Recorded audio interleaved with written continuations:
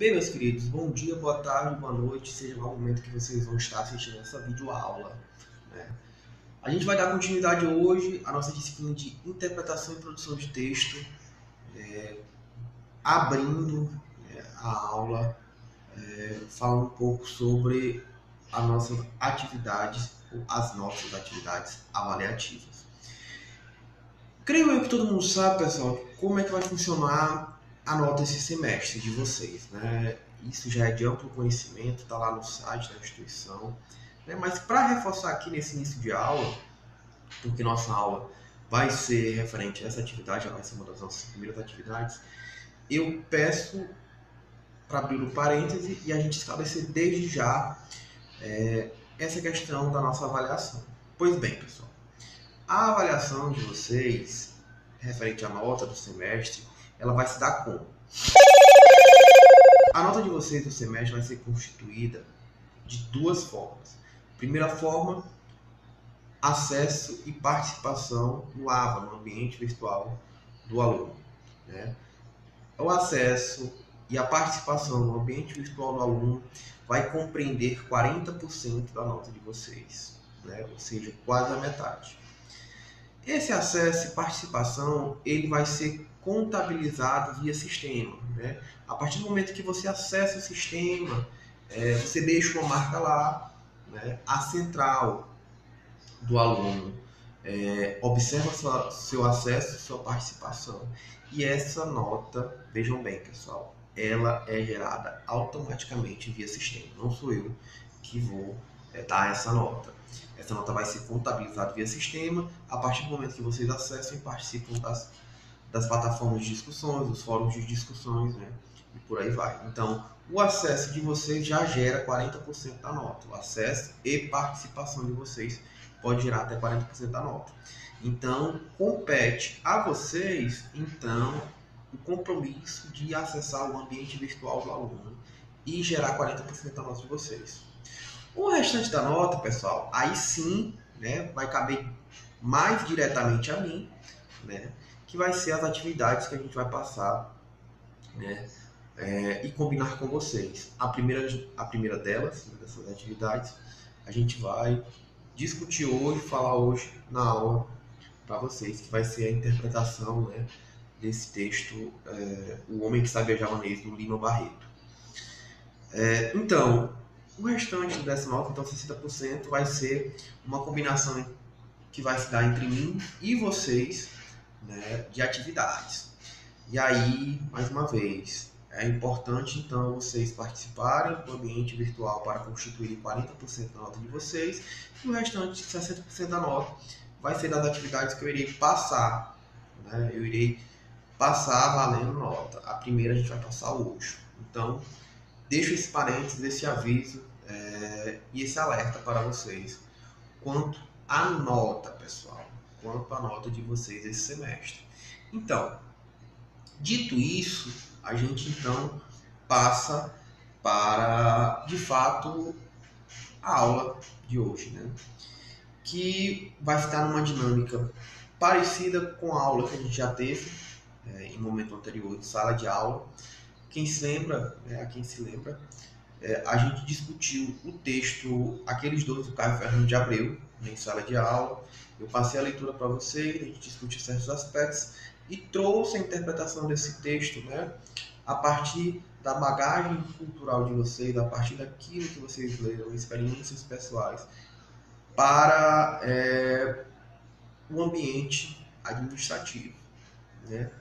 E aí geramos essas reflexões, geramos a atitude interpretativa de vocês, e nesse sentido vai se dar essa atividade aqui, né? Que é a interpretação do texto O Homem que Sabia Javanês, do Lima Barreto. E aí, pessoal, antes de a gente passar de fato a atividade, é interessante a gente mencionar ou falar um pouco do autor desse texto, que é o Lima Barreto, um dos importantes escritores do século XX no Brasil, né? O Lima Barreto nasceu em 1881 e faleceu em 1922 no Rio de Janeiro, ele foi um jornalista, um escritor importante, publicou romances, sátiras, contos, crônicas e uma vasta obra de periódicos jornalísticos, né? Ele faleceu, infelizmente, novo, né, relativamente novo, aos 41 anos de idade, com um histórico aí de vida envolvendo problemas de saúde, alcoolismo. Em dado momento da vida dele, ele também foi internado numa espécie de manicômio e lá escreveu também outras obras, importantes obras dele, né? Mas infelizmente ele veio falecer novo, em 1922, aos 41 anos de idade, né? Mas deixando aí uma vasta obra, né? E aí essa obra deixada por Lima Barreto, grande parte dessa obra deixada por ele, foi publicada de maneira póstuma, pessoal. Ou seja, depois da morte dele, né? Estudiosos, amigos, encontraram, né, esses escritos e então publicaram de maneira póstuma essa obra. O texto especificamente de hoje, que é um conto, ele publicou ainda em vida, a primeira publicação em 1911, um livro homônimo de mesmo nome, com uma série de contos, e o primeiro conto era justamente o conto que nomeava o livro, O Homem que Sabia Javanês. Ele publicou ainda em vida, né, mas ressalto, grande parte da obra dele foi publicada de maneira póstuma. Salvo engano, em 2016, houve uma publicação aí também de uma série de outros contos de Lima Barreto, né, encontrados. Pessoal, ele também foi classificado na literatura, né, pelos críticos literários como pré-modernista. O que é isso? Ele antecedeu a Semana de Arte Moderna, né, a sua forma de escrever, o grande movimento que buscou o nacionalismo da literatura brasileira, e com isso ele buscava o quê? No que ele se encaixava como pré-modernista, né?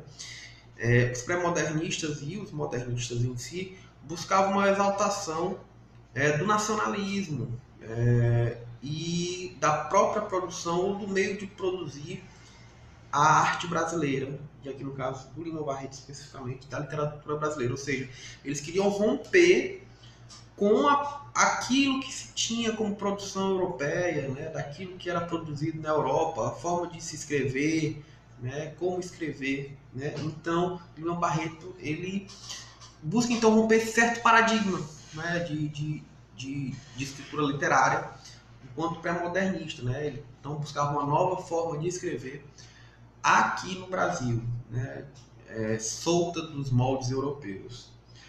E aí ele tinha como marca, e tem, né, como marca, o uso de uma linguagem meio que descuidada, né? Não no sentido dele ser um escritor ruim, mas no sentido de trazer uma linguagem mais informal, uma linguagem não tão rebuscada, como por exemplo Machado de Assis e outros grandes escritores.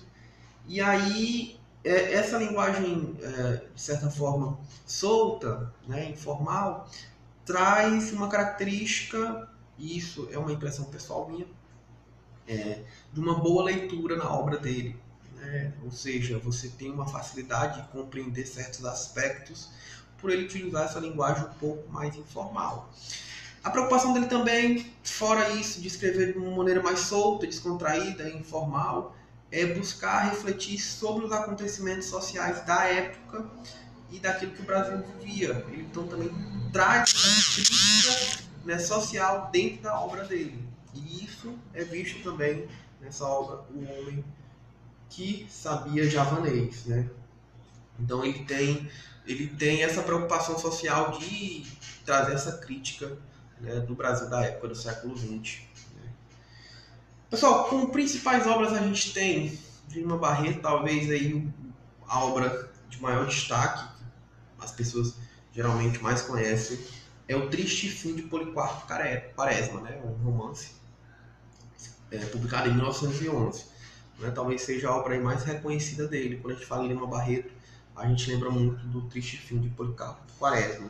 Né? Mas aí também temos como obra importante dele Numa e Ninfa, de 1915, Vida e Morte, de M.J. Gonzaga de Sá, de 1919, Os Brusundangas, publicados em 1923, de forma póstuma, né, após a morte dele, e Diário Íntimo, de 1953. Né? Esse Diário Íntimo foi escrito à época em que ele estava nessa espécie de manicômio, né? Ele estava sofrendo aí, problemas de saúde mental, foi internado no manicômio e escreveu esse Diário Íntimo. Foi também publicado de maneira póstuma em 1953, após a morte dele. Né? Então, Lima Barreto ele tem uma vasta obra, pessoal. Indico a leitura. Ele tem essas obras que eu falei aqui, na maioria são romances, livros mesmo, né? E aí ele também tem vários contos, né? Como o conto que a gente vai trabalhar hoje, espero que vocês leiam, né? E vai ser a primeira atividade, valendo nota desse semestre para somar as outras, né? E aí, então, em 1911 ele publica esse conto, O Homem que Sabia Javanês, né? O que traz esse conto? O conto, pessoal, é um diálogo entre Castelo e Castro, né? Dois amigos estão conversando em uma padaria, né? Tomando uma cervejinha, conversando, e Castelo vai contar a história da vida dele, em como ele sai de uma condição de pobreza, certa pobreza, e vai atingir um alto posto no consulado, trabalhando também para o barão de Jacuecanga, né? Ele vai contar de que maneira ele vai conseguir sair dessa condição de vida com poucos recursos, até atingir um posto no consulado e por aí vai. Né? E aí, o interessante da história é esse percurso, como ele sai, digamos, da linha de pobreza e vai atingir um alto posto, um alto cargo. Né?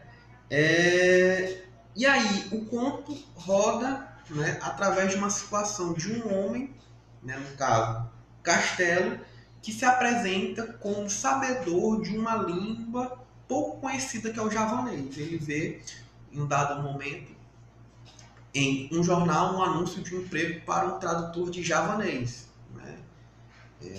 E aí ele pensa, né, e reflete. Olha, ele pensa o seguinte: quase ninguém sabe javanês, então eu vou me arriscar a aprender javanês e me candidatar a essa vaga, né, para ser o tradutor de javanês do barão de Jacuecanga. E aí, pessoal, a história roda em torno dessa, digamos, malandragem de Castelo em dizer que sabe javanês. Né? E aí, a partir dessa, digamos, mentira, né, essa falsa informação, ele consegue enganar boa parte da cidade carioca e ascender na carreira política, né, a partir das influências que ele consegue com o barão de Jacuecanga, e segue carreira diplomática. Né? E aí, eu não vou entrar mais no mérito para não fazer spoiler e deixar vocês também curiosos para lerem o texto. Um texto aí bem curtinho. Né? Então, peço que vocês leiam esse texto, né? O Homem que Sabia Javanês, e respondam a atividade no AVA. É uma atividade curta, pessoal. Curta. A atividade é o seguinte, vai estar lá as instruções no AVA. Vocês lerem o texto, né, o conto do Lima Barreto, O Homem que Sabia Javanês, e refletirem a seguinte questão: até que ponto é válido aproveitar uma oportunidade? Né? Até que ponto é válido aproveitar uma oportunidade? Ou seja, vocês vão refletir no seguinte sentido: será que é válido mentir para aproveitar uma oportunidade da vida? É válido mentir ou não? Vocês vão discutir esses aspectos morais a partir do texto O Homem que Sabia Javanês, e a partir dele, né, pensar se é válido a qualquer custo eu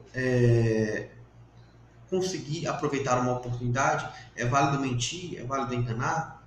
Né? Então quero que vocês deixem a posição de vocês a partir deste conto, né? O Homem que Sabia Javanês.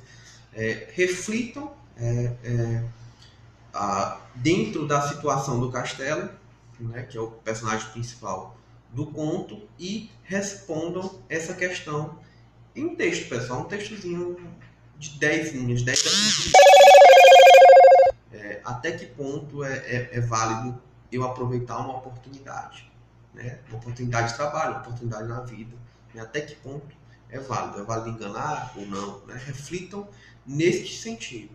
Então, a aula de hoje é isso, pessoal, é vocês lerem o texto, né, O Homem que Sabia Japonês, e refletir sobre essa questão. Qualquer dúvida, estarei no grupo para responder para vocês, né?